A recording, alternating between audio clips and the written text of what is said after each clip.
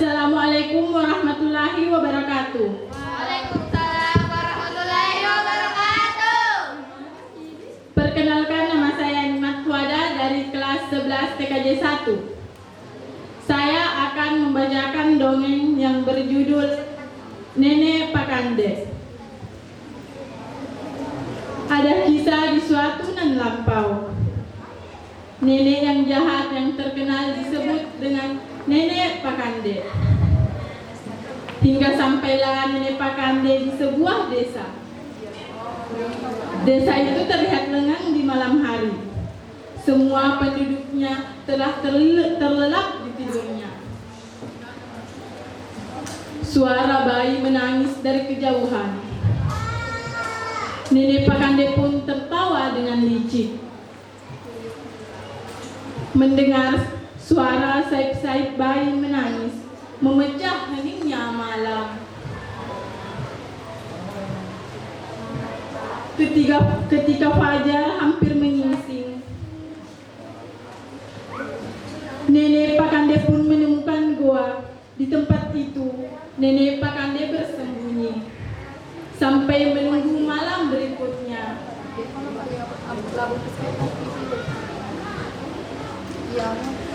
Ketika matahari telah menerangi desa,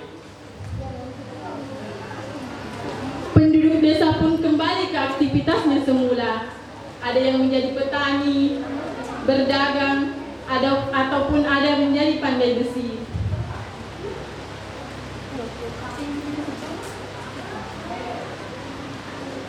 Ketika matahari telah turun di ufuk barat, pelan-pelan kesibukan di desa itu pun ikut beristirahat.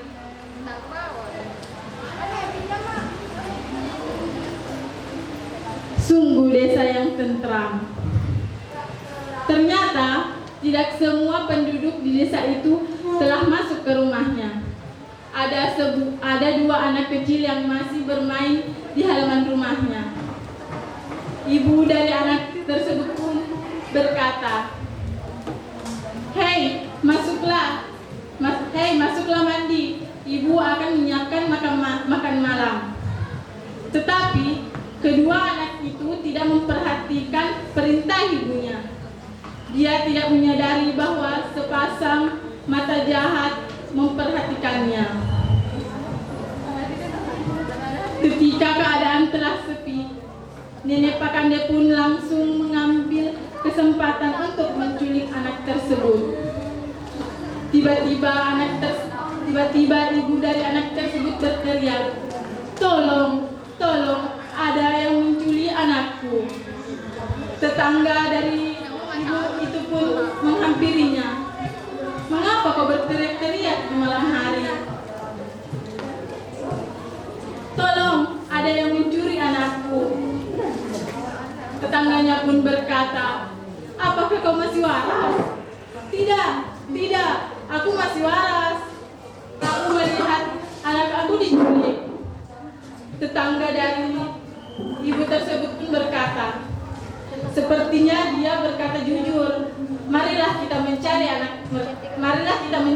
anak dia. Mereka pun pergi mencari anak tersebut. Tetapi malam sudah larut. Mereka belum mendapatkan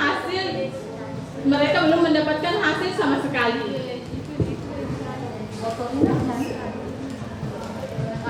Dia pun terpaksa melapor kepada ketua desa. Dia pun berangkat ke rumah ketua desa.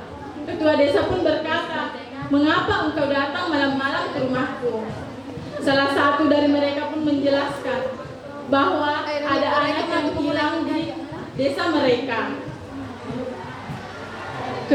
Ketua desanya pun menjawab, baiklah, panggillah seluruh warga, baru kita mencari anak-anak tersebut. Mereka pun mencarinya dengan semangat, tetapi matahari sudah mau muncul.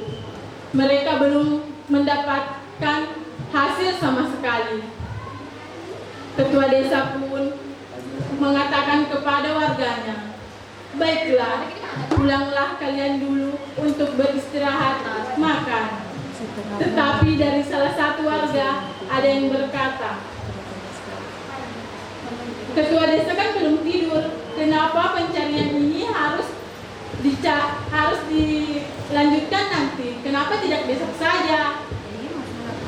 Ketua desa pun menjawab dengan tegas, bagaimana aku bisa tidur, sedangkan salah satu warga aku sedang celaka. Kamu pikir aku ini pemimpin apa? Warga pun terdiam mendengar itu.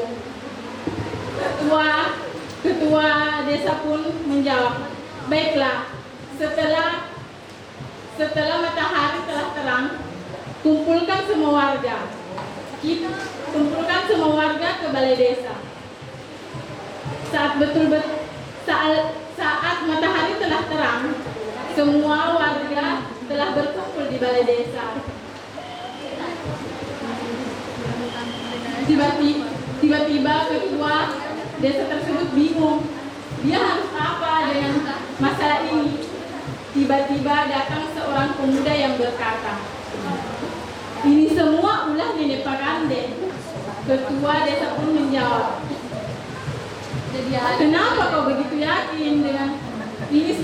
Kenapa kau begitu yakin bahwa ini adalah ulah Nenek Pakande? Pemuda tersebut pun menjawab, bukankah peristiwa ini sudah ada di desa sebelah?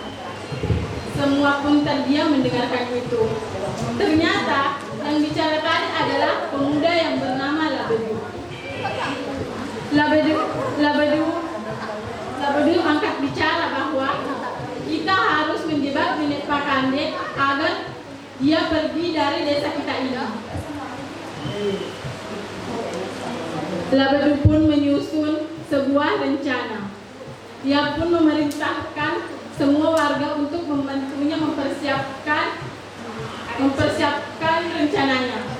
Dia harus membawa garu, kulit rebung kering, air berbusa 1 ember, kura-kura, dan batu besar. Tapi semua orang bingung, apakah yang dikatakan Labedu ini dapat mengusir Nenek Pakande? Setelah semua itu terkumpul, semua orang membawa bahan-bahan tersebut ke rumah Labedu. Labedu menjelaskan semua rencana yang dia punya. Kulit gerbung kering digunakan untuk pembesar suara, sedangkan kura-kura digunakan untuk sebagai kutu, sedangkan garu digunakan sebagai sisir. Air berbusa akan digunakan sebagai air luda raksasa yang bernama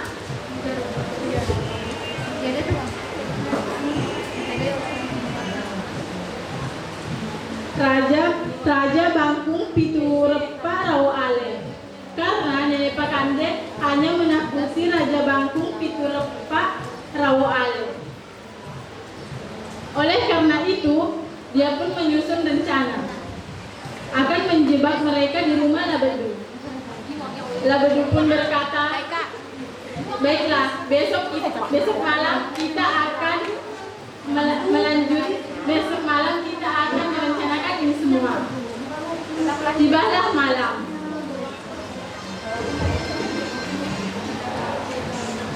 Nenek Pakande telah dijebak oleh warga masyarakat setempat.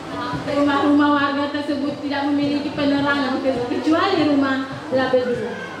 Dengan umpan bayi yang diawasi oleh 2 orang warga, Nenek Pakande pun dengan tidak ada rasa curiga pun segera masuk ke rumah Labedu. Tiba-tiba suara yang besar dan menakutkan pun muncul. Hei, ada apa kau di sini? Nenek Pakande pun dengan terkejut menjawab, siapa kau? Sehingga kau melarangku datang kemari. Penyamaran tersebut pun menjawab, aku adalah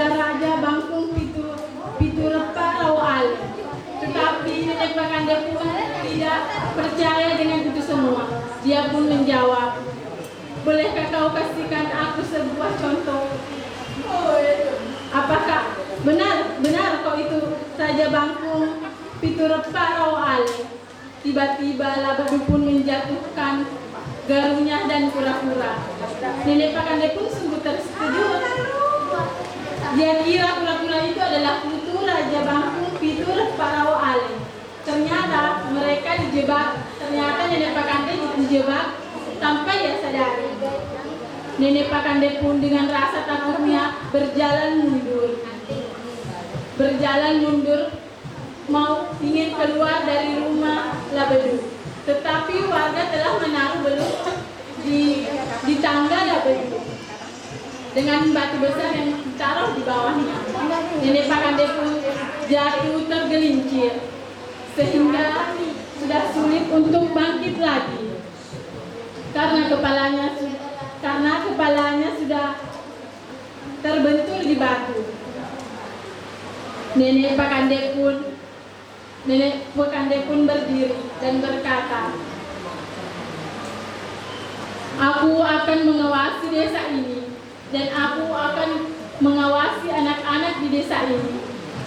Jadi cerita Nenek Pakande ini sering sekali digunakan oleh masyarakat Bone untuk menakuti anaknya agar kalau petang mereka harus masuk ke rumah, tidak berkeliaran lagi. Oke, terima kasih. Waalaikumsalam warahmatullahi wabarakatuh.